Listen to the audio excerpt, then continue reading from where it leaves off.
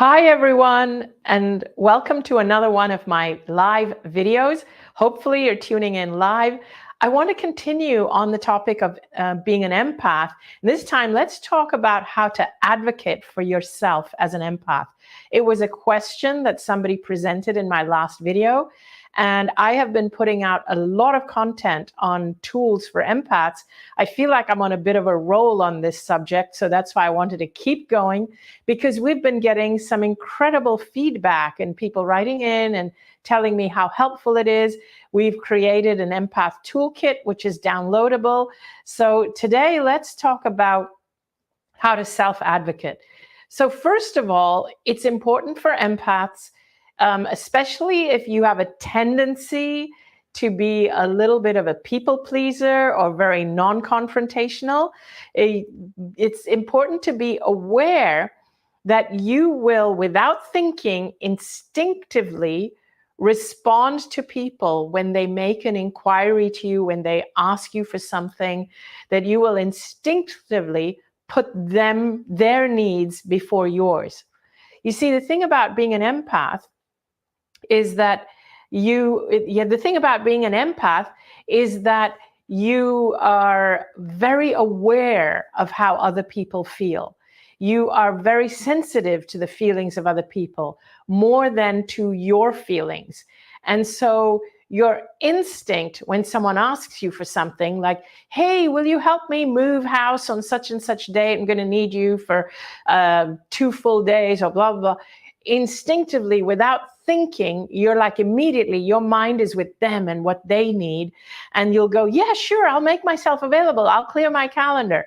So if you are one of those people, you need to listen carefully to this video, because again, empaths tend to feel other people's emotions. Sometimes they feel what other people's needs more than their own. And after you've said yes, after you've committed, you walk away and you go, oh, damn, I'm doing this and this on that day. And then you feel really torn. Shall I cancel all my appointments? I did say yes to them. I don't want to then displease them. I don't want to confront them and say, no, I was mistaken. So if you have the tendency to do that, be aware that you tend to do that. And start to make it more of a habit of saying, hey, yeah, I totally hear you. Oh man, I really feel for you. Let me get back to you. Let me check my calendar. Let me check my plans. Let me get back to you. Let me get back to you. But you can always open with, wow, that's a lot. Yeah, I really feel for you. Oh, wow, I'm sure you need the help. Or, yeah, I totally understand you need the support. Okay, let me get back to you. So I want you to start to get into the habit of doing things like that for yourself. So empaths also need to realize that they need to get grounded more. You need to get grounded, and you need to realize that your voice matters. Your needs matters. Start to become more aware of how you tend to you tend to repress your own needs over the needs of other people. So some people listening in might be thinking, but what's wrong with that? If that's your natural tendency, that's great. The world needs more people like you, where you are always out there and helping other people. No, here's what happens. It's not that you don't have needs. It's just that because the needs of other people are so loud to you that you repress your needs. And you repress them and you repress them until either you get sick or you explode and you start to resent all the people whose needs you've been fulfilling while repressing or succumbing to your own needs. So this is why it's important not to let it mount up to that level. So another thing to be aware of is empaths tend to also succumb to the voices and views of people who they see as authorities. For example, doctors, anyone in a coat. Someone in a white coat tells you something, and they can instill the fear of God in you. Don't let white coats dictate your health trajectory. Don't let them dictate the day that you are going to die. Nobody knows this. Nobody knows when you are going to die. So if you are about to go and get test results or anything like that from a doctor, I would like you to prepare yourself. So the whole thing with dealing with doctors and health and advocating for yourself in the healthcare is a whole other thing, which I will just cover real quick in a couple of bullet points now, because we want to also look at your comments and questions. But one thing is that before you go in to get test results, I would like you to get yourself grounded, take some deep breaths, center yourself. See yourself as this big soul with a purpose in life. Do a few of these things before you go in to get test results. The next thing is to remind yourself, nobody knows your trajectory. They don't know where you've come from, how you deal with your health. They don't know where you're going.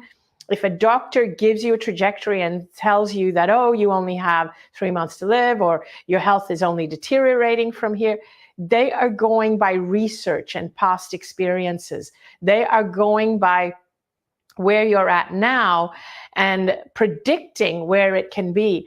But remember, you are a soul and a person, and you can change the trajectory of your life by making changes to your lifestyle. Your doctor doesn't necessarily know that because they cannot control your lifestyle. So they're going by things that they can control, but you are in control of your lifestyle. The doctor is going by statistics, but only you can control your lifestyle. So bear these things in mind. And if your doctor is not compassionate and gives you a scary diagnosis and does not believe in you or believe in your healing, remember, you are paying for them. You can change doctors. As an empath, I strongly encourage you to find medical professionals, healers, and people in the healthcare that resonate with you. You have to find somebody who you trust, who you're willing to put your health in their hands, and who actually makes you feel better. If there's one thing that your doctor needs to make you feel, it's to make you feel safe and better for being in their hands. They need to make you feel safe. Any doctor that makes you feel worse when you walk out than when you walked in, you need to change and look for a new doctor. Okay, so that's my piece about doctors. I'm going to just jump in there, and because that is so powerful. If you are having trouble speaking to a doctor, a form of self-advocating can just be finding another care practitioner. You don't even need to have the verbal confrontation. You can advocate by making your own choice. Yeah, that's a great suggestion. I just love that. So you don't need to go back. If your doctor intimidates you, you don't need to go back. And a key here, if you're dealing with doctors are not supposed to intimidate you. They're supposed to make you feel safe. Anybody whose doctor intimidates them and makes you feel scared to go see them, you need to change doctors. I cannot advocate that strongly enough. There are many wonderful doctors out there, and you can find one. Ask around and look for one that is compassionate, empathic, and will make you feel safe and cared for. So have we got any good comments, questions that need addressing? Otherwise, I'll keep going. A lot of people saying, thank you so much for this valuable information. Yes, yes, yes. And then an interesting comment is, most doctors wouldn't be doctors if they knew that diseases start in the mind. Yes, I like that. Because they do, and they do start in the mind. And remember, a doctor only deals with the physical, only the physical.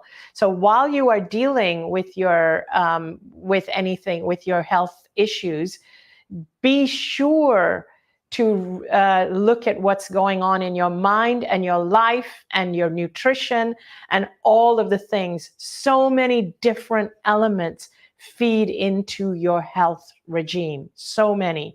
Everything from whether you're lonely, whether you feel your life matters, whether you feel there's passion in your life.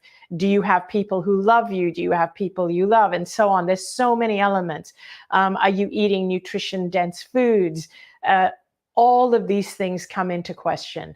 So go and see the right caregivers for each of these areas of your life. That's what you need to do if you're dealing with health issues.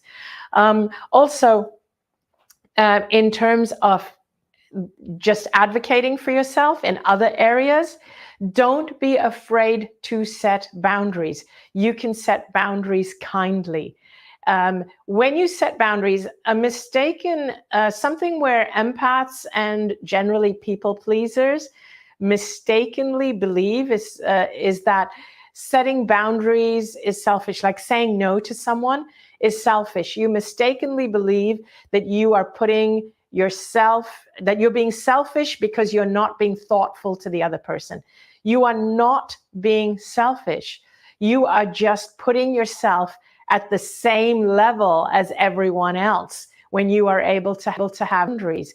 You see, the thing is, when you sacrifice your life for other people, you're not being fair to yourself. Just like if somebody else is taking advantage of you and asking you to sacrifice your life for them, they're not being fair. They are being selfish. But here's what we're suggesting for you. We're suggesting you take care of your life. You're not asking someone else to sacrifice their life for you, and neither should you sacrifice your life for someone else. However, we all need each other. We don't work in a vacuum. But for you, your job is to take care of yourself. And from that place of self-care, you come into a place of abundance where you have energy equity instead of energy deficit. From that place of energy equity, you're able to help more people. You will never get to a place of energy equity and abundance if you're constantly self-sacrificing because you can't say no. So I want to remind you of this. And you can have boundaries in healthy and kind ways. Again, by telling people, let me get back to you, or telling people that you just want to check your schedule. And then here's the other piece. Don't leave things open-ended if you are the kind of person that has a tendency to be downtrodden and to be a doormat and to allow yourself to be walked all over. Don't say, yeah, sure, I can clear my whole weekend. No, even if you can clear your whole weekend, I would like you to do it in increments. This is an exercise for you if you are that kind of person. Say that, oh yeah, maybe I can do a couple of hours on Saturday. Shall we say from 2 to 4? Then at the time, if you find you're having fun and you can run longer, do it. Run longer, run till 5, run till 6. But allow yourself the freedom to decide at the time, because if you clear your weekend, you might find, and if you've committed your weekend, you might find you're doing something you really don't want to do. So start implementing these tools and these boundaries. And yes, I'm seeing Abby wave her hand. I was going to say, this comes back to the old expression, you cannot pour from an empty cup, but it also makes me think of a older video you did on recharging your batteries as an empath. And it's the idea that if you just keep depleting and you never recharge, like... Exactly. And think of your smartphone. When your smartphone battery goes into red, we freak out. We're like, oh my God, where's the charger? I got to charge it. I can't even be 1 minute with a dead phone. Yet we allow ourselves, our physical bodies, to discharge and go into the red for prolonged periods of time. And when you don't recharge your own batteries and your own energy, and you allow yourself to be depleted by other people for prolonged periods of time, and you're in the red zone for prolonged periods of time, do you know what happens? You start to develop symptoms in your body. You start to feel unwell, unplugged, unable to get up in the mornings. You feel you lose your passion for life. So remember, charge your batteries, and come from this place of abundance and energy equity when you're helping other people. Oh, and here's the other best part of this. When you come from this place of abundance and energy equity, your energy is big, and your presence in the room is enough to light people up and energize them. You don't even have to do anything. But when your energy is depleted, you actually have to work harder to uplift or help other people, which depletes your energy even more. So you go into deficit. You literally go into energy debt, where you then need other people to uplift you. You become needy. You need other people's energy because you're in debt, basically. So start to think of your energy as a currency, as a commodity, as something to exchange. So please fill up on your energy. And the other thing is build up a tribe of high vibe people who have energy equity. So when you're with them, you feel fed, and you also have them as your mentors, as people who you look to learn how to fill up your own cup. And so you can go to them when you're kind of stuck and say, hey, I need a kind way to respond to this person. And you can brainstorm with them. You need a community, a high vibe community. And go ahead, we have Abby. a lot of great comments coming in. People saying, so right about the phone analogy. So I'm going to redirect people. There is an old video, and I think it's actually called Recharging Your Batteries on YouTube. So check that out to find out some more. We also had some comments about getting grounded. People saying, touch grass, you all. Yes, I agree. Go barefoot on grass, on sand. Go to the beach and go barefoot. And I'm trying to scroll up to see some of the old comments, but someone said something interesting earlier about how they just expected, they thought everyone in the world, they were spiritual by nature, they thought everyone in the world was like that, and they're realizing that actually no. And I think that goes for empaths too. You kind of assume that everyone else is as empathic and as giving as you, and we get sucked into... Yep.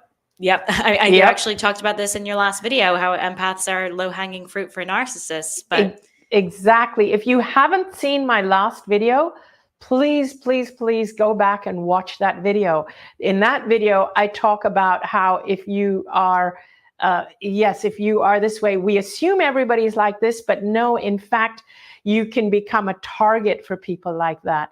And one of the things that concerns me sometimes is that a lot of people who are not empaths, who really are looking to manipulate empaths, will learn the traits just to be able to entice empaths. So that's something that I was watching a video where somebody was speaking about that, where when you teach people, when you put out videos that teach people how to be more empathic, problem is narcissists love to watch videos like that, so that they can disguise themselves. That's a whole different dark twist there. I know, that's a whole different thing. We won't go down that road. We have some other comments though. I have someone asking about talking about love relationships. So I'm going to redirect you to Anita's last video on Empath's Guide to Love and Relationships. And then I found the scroll button. Here we go. Fantastic. So Annette said, I'm being told the cancer I'm being treated for could come back. And I'm like, no, it won't. I'm choosing to only listen to what I want to. I understand my journey now, and I have changed so much in my life. Selfish is my new mantra. Which good for you. Good for you. Don't ever let anybody tell you that your cancer is coming back or maybe coming back. No, run with the lessons and say, you're done with cancer. And if anyone tells you you're in remission, turn that word into, it's time for me to remember my mission. So live your life with purpose, passion, mission, focus forward. And then we have another question from YouTube. Could you give an example of setting boundaries with a difficult family member who doesn't want to take no for an answer? that can be challenging. I have had experiences like that with distant relatives. So first of all, if it's possible for you to see them less, that would really help. And don't engage. So watch yourself. I noticed when I was getting stuck in the same spiral over and over again and was blaming the person who was pulling me into the spiral, I started to notice the pattern of where they were hooking me into the conversation. And all I did was respond differently or not respond at all. So when they would say something like, hey, what are we doing for so-and-so's birthday? And I would always respond, being the helpful person, oh, we could do this, or I would be the one making suggestions. And they would be like, great, why don't you do da-da-da-da-da? And so I started to notice what the pattern is. So now when they open with a line, I do not respond in the same way. I'm like, I'm not sure. What do you think? Don't get hooked in. And when they soon see that you're not getting hooked in, you're not being baited, you're no longer that person who's going to jump in and answer their questions and resolve their problems or do the things they want the person to do, and then they will stop. They will stop calling you. It's catching yourself and what are you responding to them. So thank you so much for tuning in, all of you, everybody who's tuned in. Really appreciate you. Please check last week's video. Please check out the package that we created for empaths in trying to create relationships, particularly love relationships, but it can apply to any kind of relationships. And I look forward to seeing you at my next live. And of course, there's also my book, Sensitive is the New Strong, where I really go deep into this topic. Thank you so much. Can't wait to see you all. I'll keep reading your comments and use it as inspiration for future videos. Bye.